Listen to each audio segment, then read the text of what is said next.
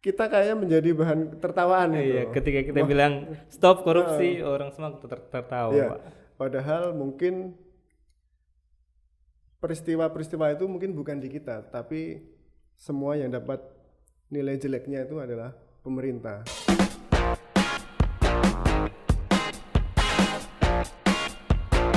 Halo Sobat Ji, kembali lagi di Ngekos, ngobrolin tentang edukasi, komunitas, dan tips, bukan hanya tentang bea cukai.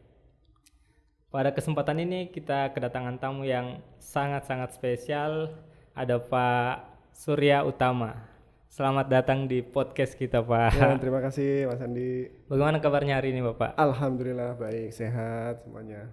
Jadi teman-teman, Pak Surya ini menjabat sebagai Kepala Seksi Kepatuhan Pelaksanaan Tugas Pengawasan di Kanwil Bea Cukai Sulawesi Bagian Selatan.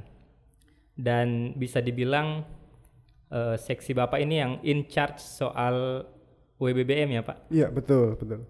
Tapi teman-teman di KI sepakat nggak Pak kalau kita bilang bahwa KI itu in charge soal WBBM gitu? Oh, enggak, sebenarnya enggak. Ini karena WBBM ini sebenarnya bukan hanya soal kepatuhan internal. Karena kepatuhan internal kalau di konten WBBM-nya tuh hanya sebagian aja, porsi, mengambil porsi sebagian.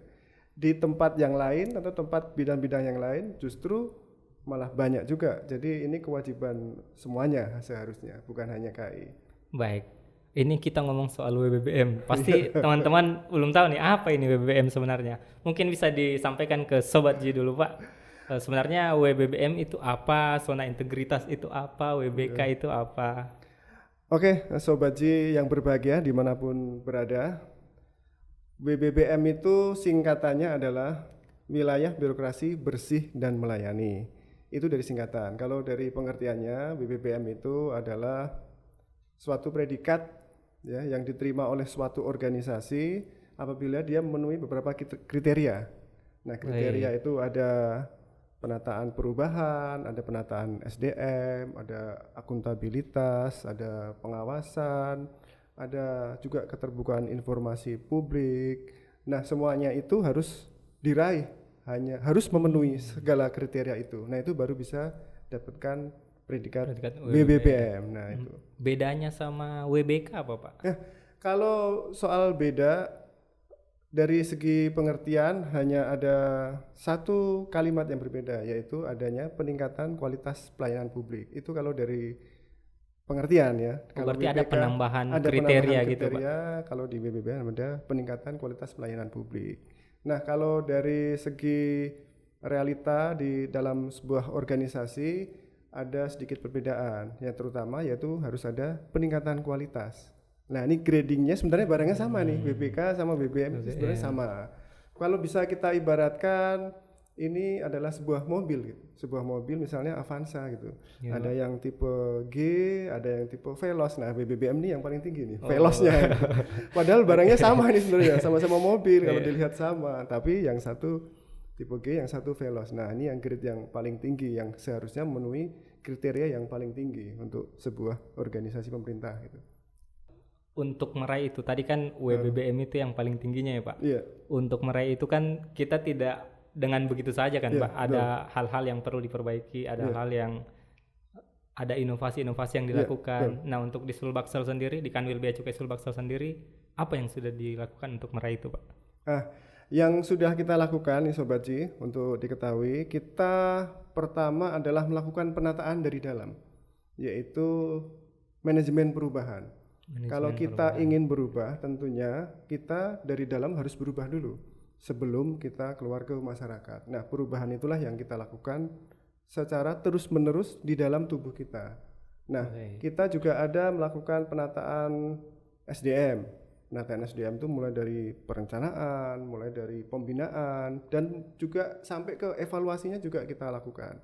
Terus kita juga melakukan sistem pengawasan. Nah, pengawasan ini misalnya adalah manajemen tentang adanya pengaduan, manajemen tentang bagaimana pengelolaan gratifikasi di kantor tersebut, bagaimana mengawasi pegawai supaya dia tertib. Nah, itu adalah manajemen pengawasan. Nah, banyak sekali sampai kita harus memiliki sebuah inovasi-inovasi yang bisa kita berikan kepada terutama kepada para masyarakat gitu. Ya, yang menikmati Yang ini berdampak gitu iya, ya, Pak. berdampak ke masyarakat. Nah, terutama nih yang kita inginkan adalah bahwa yang semua kita lakukan ini memiliki dampak langsung kepada masyarakat. Nah, sebagai bukti bahwa kita telah melakukan perubahan. Untuk inovasi-inovasi yang diunggulkan nih Pak Iya.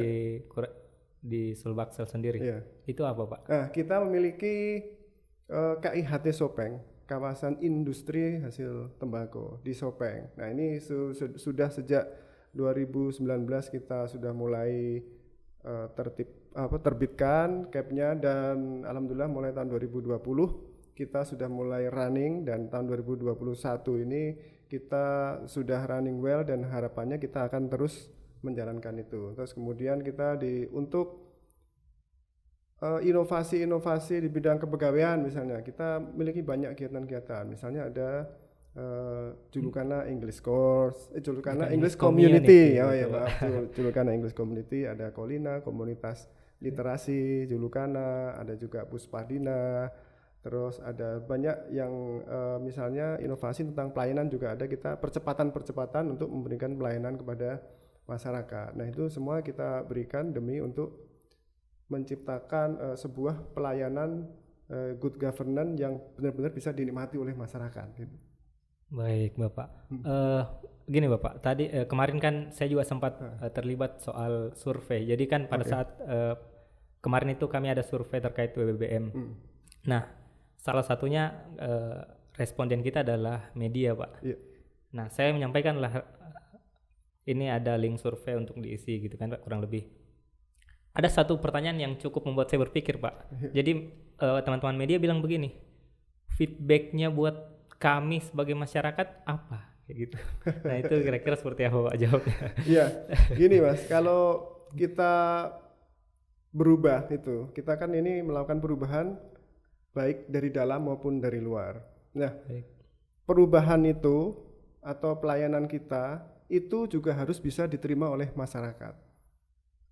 Karena kalau kita mengeklaim perubahan ini hanya dengan diri kita saja, dan dari masyarakat itu tidak setuju bahwa kita tidak berubah, itu belum bisa dikatakan bahwa kita sukses melakukan perubahan. Nah, ini stigma masyarakat ini juga harus berubah.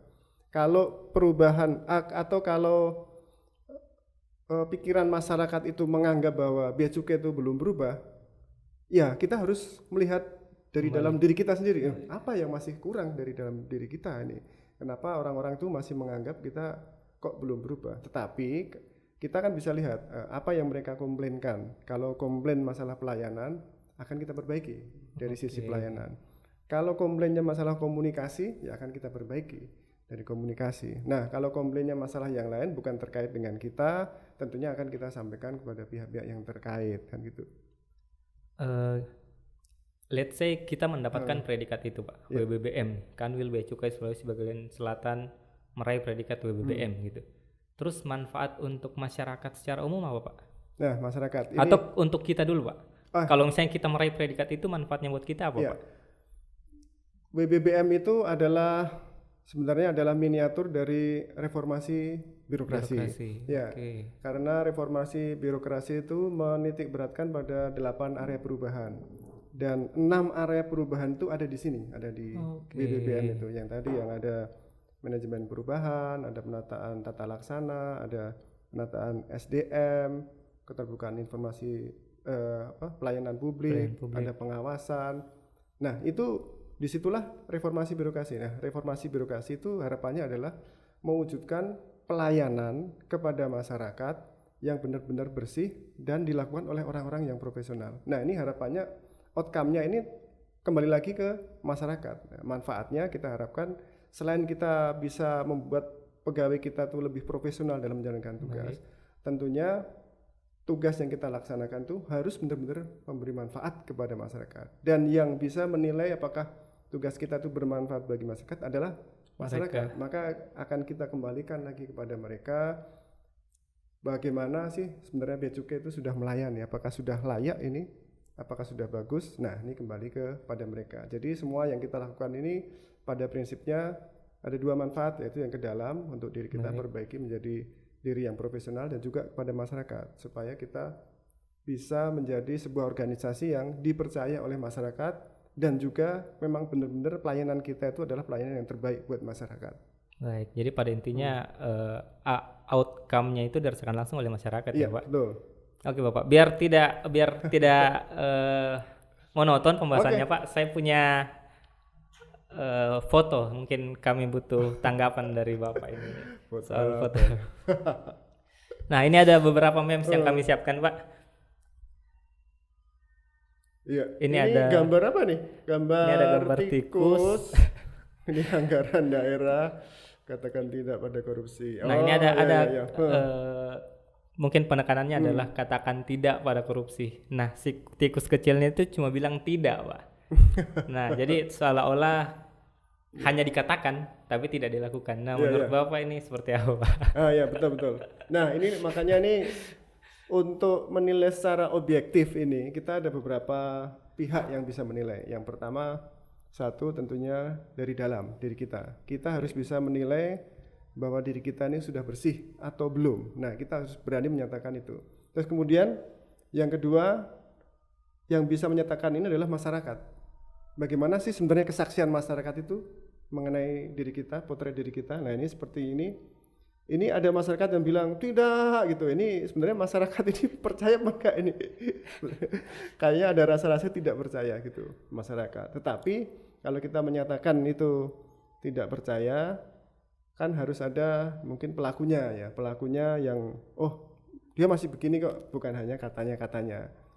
Nah, itu harus jelas itu. Kalau memang dia tidak benar itu kan ya bilang aja tidak benar. Ini ada Pak, saya pernah lihat Pak, itu ada yang main mata. Nah, itu yang kedua, second layer-nya. Terus yang layer yang ketiga itu adalah aparat penegak hukum gitu. Misalnya KPK, polisian. Nah, itu mereka bisa menjerat orang-orang yang melakukan praktik-praktik korupsi ini. Nah, itu adalah 3 layer yang seharusnya bisa memberikan pandangan terhadap berbagai sudut pandang terhadap organisasi kita. Ini sebenarnya masih layak nggak sih ini organisasi ini disebut sebagai organisasi yang sudah bebas dari korupsi. Nah, itu. Baik, Bapak. Perlu saya sampaikan juga bahwa kita ada layanan pengaduan ya, Pak? Iya, betul. Mungkin bisa disampaikan ke Sobat Ji, Pak, melalui apa gitu? Ya, untuk layanan pengaduan kita ada SIPUMA, Sistem Pengaduan Masyarakat. Itu bisa diakses di www.beacukai.go.id langsung. Silahkan nanti di situ mengadukan tentang pelaksanaan tugas kita. Silahkan. Atau barangkali butuh informasi juga bisa menyampaikan lewat saluran informasi juga. Jadi kalau ada yang dipersulit, ada yang mungkin dilama-lamain, ada yang minta sesuatu, gratifikasi dan segala macam, ada pemerasan, silahkan diadukan saja. Kita sangat terbuka, bahkan dalam SIPUMA ini atau sistem pengaduan ini termasuk adalah bagian dari penilaian bagaimana kantor itu mengelola menuju BPBM itu. Baik. Bisa di next. Aduh, ini gambarnya berat-berat semua ini. Gambarnya kayaknya. Ini kayaknya tajam ini. Ya, ini gambarnya tajam. Jadi di belakang ada zona integritas, no korupsi, tapi di depannya seperti itu. Nah, ini kan seakan-akan memes ini mengatakan bahwa zona integritas itu cuma slogan. Iya. Nah, tanggapannya seperti apa, Pak? Iya, betul. Memang banyak yang mungkin masih menganggap begitu kali ya. Karena mungkin kepercayaan masyarakat belum sepenuhnya percaya terhadap perubahan dari diri kita. Nah, ini korupsi itu kan memang dari dulu ya, sudah mengakar dari dulu ya. Karena kita sampai sekarang pun indeks korupsi kita kalau di mata internasional itu masih di bawah, karena kita berada tahun 2020 itu kita masih berada di peringkat 102 kalau salah dari 180, dan itu masih perlu perbaikan itu di mata internasional. Kalau di dalam Kementerian Keuangan sendiri di Direktorat Jenderal Bea dan Cukai kita memiliki survei juga, survei penilaian integritas tahun 2020, kita masih di angka 86 kalau salah untuk persepsi anti korupsi ya, dari skor maksimal 100. Nah, ini slogan. Nah, ini dia. Seolah-olah ini kayak semacam slogan gitu aja. Jadi ini kayaknya nih maksudnya nih masyarakat itu masih belum begitu percaya gitu. Iya, dengan- kalau belum percaya, makanya yuk datang ke kantor itu. Iya. Yuk kita lihat langsung apa yang sudah berubah. Biar bukan katanya-katanya lagi ya, Pak. Dan bukan Kalau katanya Pak Kanwil gitu, jangan Heeh. katanya-katanya aja. Iya, dan ini pakai peci lagi ini kan. Iya. Oke, bisa di next. Oh, ini kurang lebih sama deklarasi anti korupsi. Coba di next Iya, lagi. ini kayaknya hanya sebatas slogan. Ya itu. Oh, ini kurang lebih sama juga. Ini kita kayaknya menjadi bahan tertawaan gitu. Iya, ketika kita bilang stop korupsi, orang semua tertawa, Iya. Pak. Padahal mungkin peristiwa-peristiwa itu mungkin bukan di kita, tapi semua yang dapat nilai jeleknya itu adalah pemerintah. Nah, itulah repotnya kalau Iya, kita betul. menghadapi Overgeneralisasi, Pak. Iya, terlalu digeneralisasi. Makanya ini harus dilihat sebenarnya kalau penonton atau pemirsa yang wise tentunya akan melakukan judgement berdasarkan fakta atau berdasarkan apa yang dialami. Tapi ya ini mungkin ini adalah realita yang ada di masyarakat itu. Dan ini tugas kita, makanya kita ada manajemen media juga. Iya, betul. Pak. Bagaimana kita harus bisa menyampaikan informasi ini kepada masyarakat. Kalau kita ini berubah tapi tidak kita sampaikan dan informasi itu tidak diterima oleh masyarakat, kan sampai kapanpun perubahan juga mungkin tidak akan diterima oleh masyarakat. Betul sekali, Pak. Nah, ini peran media kita nih, peran media Sulbaksel ini sangat besar sekali ini untuk membawa mindset masyarakat supaya tidak negatif lagi seperti ini nih. Dan setiap kita adalah humas, Pak. Nah, setiap kita adalah humas. Setiap kita ada humas. Betul, makanya kita harus sampaikan. Saya ingin mungkin lebih tajam sedikit, Pak. Oke. Ini kan persepsi itu ada dan saya selalu percaya bahwa persepsi itu tumbuh bukan begitu saja tumbuh gitu, Pak. Ada dasarnya pasti. Dan apakah kita perlu mengiyakan atau perlu menerima bahwa kita memang pernah seperti itu atau bagaimana, Pak? Ya, kalau kita kembali ke masa lalu, memang masa lalu kita memang cukup berat ya. Tapi kita harus menatap masa depan ya. Ini program kita adalah program ke depan. Bagaimana kita mengedukasi masyarakat, memberikan informasi masyarakat yang sebenar-benarnya, seluas-luasnya supaya masyarakat itu mengerti apa yang telah kita lakukan. Nah, ini makanya kita perlu sekali untuk mengajak masyarakat ini untuk berdiskusi dengan kita. Kalau memang mereka mengetahui ada kelemahan dari diri kita, yuk kita ajak ngobrol gitu. Apa? Silahkan berkomentar, silahkan memberikan pendapat, dan nanti akan kita lihat apa saja yang harus kita perbaiki. Nah, itu komunikasi dengan masyarakat itu harus sering kita lakukan. Tidak hanya dengan pengguna jasa, gitu. Ya, Dengan betul, masyarakat, tetangga-tetangga secara kanan kiri kita, depan belakang kita pun kita harus juga kadang-kadang kita ajak ngobrol juga gitu untuk mengetahui apa sih pendapat mereka tentang kita gitu. Dan ini adalah bagian dari manajemen media tadi. Nah, bagaimana suksesnya sebuah image atau citra itu kan dibentuk oleh opini masyarakat, dibentuk oleh media gitu. Kalau kita bisa merangkul media dan menginformasikan apa yang telah kita lakukan, saya yakin yang gambar-gambar yang tadi tuh udah nggak ada lagi tuh. Persepsi agak sulit mengontrol persepsi, Pak. Iya, betul. Baik, Bapak, mungkin terakhir ada enggak pesan yang ingin disampaikan kepada Sobat Ji soal stigma tadi, Pak, soal persepsi bahwa bea cukai itu masih seperti ini dan sebagainya. Sekaligus menjadi closing statement juga, Pak. Baik. Sobat Ji yang berbahagia, saya ingin mengkaitkan dengan program kita menuju BBBM tahun 2021 ini, bahwa kantor Bea Cukai sekarang ini sudah berkomitmen penuh untuk menuju wilayah birokrasi bersih dan melayani. Ini bukan hanya slogan, tetapi kita memang benar-benar ingin beraksi, ingin menunjukkan bahwa pelayanan yang kita lakukan adalah dalam rangka untuk membentuk pemerintahan yang bersih dan akuntabel dan bisa dipercaya. Oleh karena itu saya mengajak Sobat Ji semuanya, ayo kita berkontribusi terhadap kemajuan negara ini. Melalui apa? Melalui peran serta aktif ke dalam pembangunan zona integritas menuju WBBM. Dengan cara apa? Bisa dengan cara berperan aktif atau memberikan masukan-masukan yang positif untuk kemajuan kita bersama. Karena apa? Karena semua yang kita lakukan ini adalah pada prinsipnya kita kembalikan adalah untuk mewujudkan masyarakat yang maju sesuai dengan visi dan misi Presiden. Nah, kalau itu sudah kita bisa lakukan dan sudah bisa diterima masyarakat, itu artinya apa yang sudah kita lakukan itu memberikan manfaat. Kalau itu dirasa belum memberikan manfaat, maka kami minta bantuannya dari peran serta masyarakat seluruhnya agar bisa membantu kami untuk menjadi lebih baik. Baik, luar biasa. Mari sama-sama memajukan Indonesia. Iya. Mungkin itu tadi pembahasan singkat kita dengan Pak Surya. Terima kasih sudah bersedia hadir Bapak. Iya. Sampai jumpa di episode selanjutnya dan bye-bye.